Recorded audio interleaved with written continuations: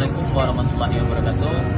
Kami dari Universitas Putra Indonesia YPTK Padang, jurusan Manajemen Bisnis dari kelompok 3, yaitu judul Analisis Staf Karyawan.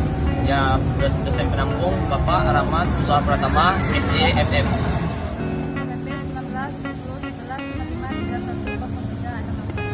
Nama saya Arifan Sultan Berlian, BP 18 10 11 15 3105 80. Saya Chaniala Putri, nomor BP 19 10 11 55 310496. Nama saya Desa Putra, BP 19 10 11 55 310389. Baiklah, pada kesempatan kali ini saya akan membacakan yaitu apa itu staf karyawan.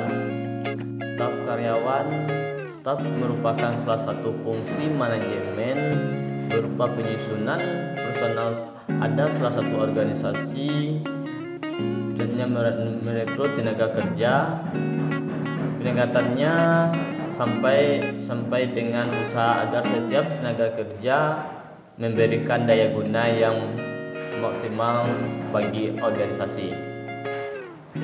Yang kedua yaitu tujuan dari staf.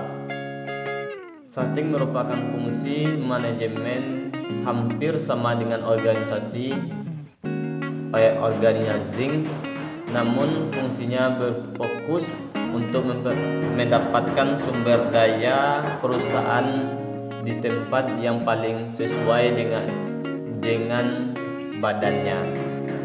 Yang kedua yaitu fungsi staf ini tidak hanya masalah tenaga kerja saja, namun melainkan seluruh sumber daya dalam perusahaan.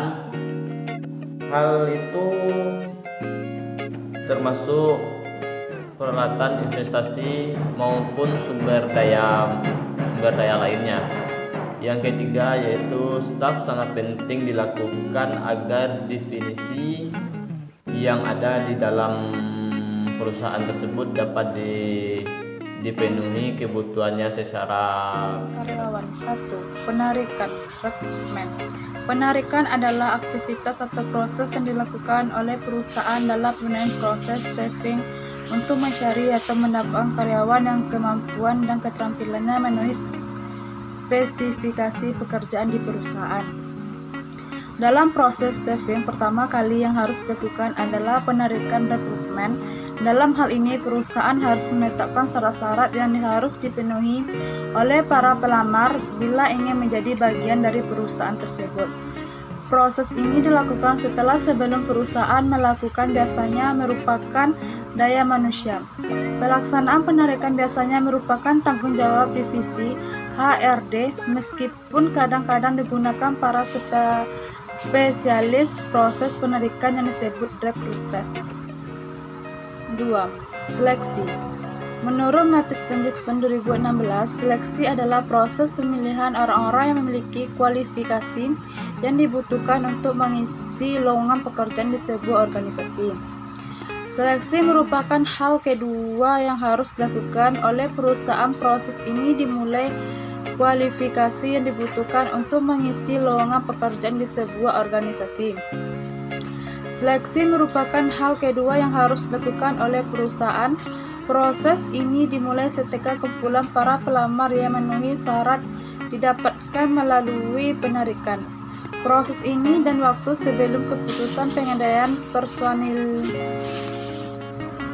personalia diambil apabila seleksi dilaksanakan dengan tidak tepat, yaitu menerima karyawan yang tidak tepat. Proses yang sebelumnya dilakukan akan menjadi sia-sia. Oleh karena itu, bisa dibilang seleksi adalah kunci sukses dari manajemen sumber daya manusia. 3. Penempatan. Menurut Matis dan Jackson 2016 menyatakan bahwa penempatan adalah menetapkan posisi seorang ke posisi pekerjaan yang tepat. Seberapa baik seseorang karyawan cocok dengan pekerjaannya akan mempengaruhi jumlah dan kualitas pekerjaannya. Proses ini dilakukan untuk menetapkan para pelamar pada posisi yang cocok dengan si pelamar. Sangat jelas penempatan ini dilakukan tidak dengan seenaknya saja, harus proses seleksi Sebab apabila penempatan dilakukan sembarangan, maka pelamar tidak akan bisa menjalankan tugas dengan baik. Sebab apa yang dia kerjakan tidak sesuai dengan kemampuan apa yang dia miliki.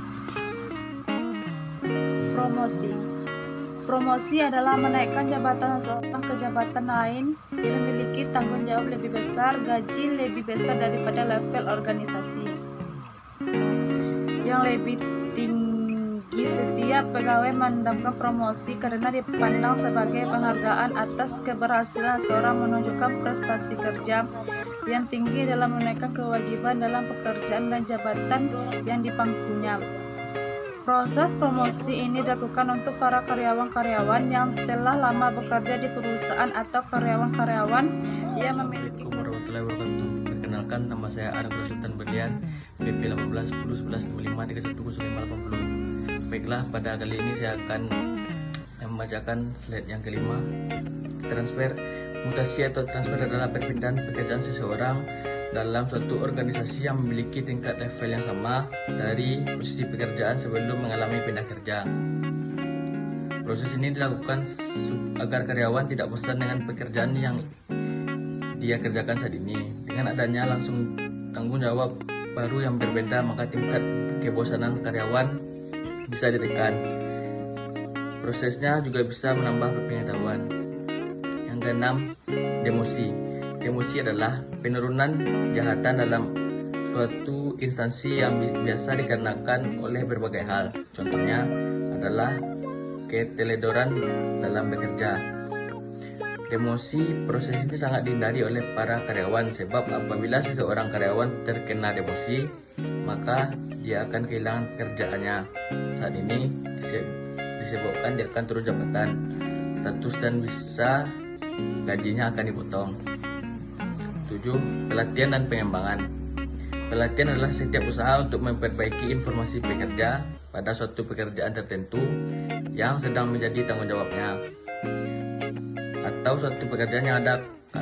Nama saya Chania Ella Putri dengan nomor NIM 19 10 11 55 31 0496. Yang ketujuh, pelatihan dan pengembangan. Pelatihan adalah setiap usaha untuk memperbaiki performansi pekerja pada suatu pekerjaan tertentu yang sedang menjadi tanggung jawabnya, atau suatu pekerjaan yang ada kaitannya dengan pekerjaannya. Yang kedelapan, konseling karir.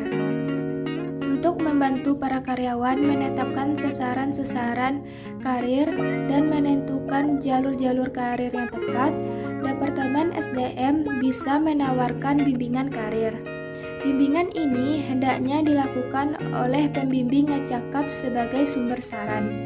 Pembimbing karir perlu menyadari bahwa suatu karir hanyalah merupakan bagian dari rencana hidup seseorang, sehingga rencana karir yang disarankan seharusnya adalah bagian dari integral rencana hidup itu.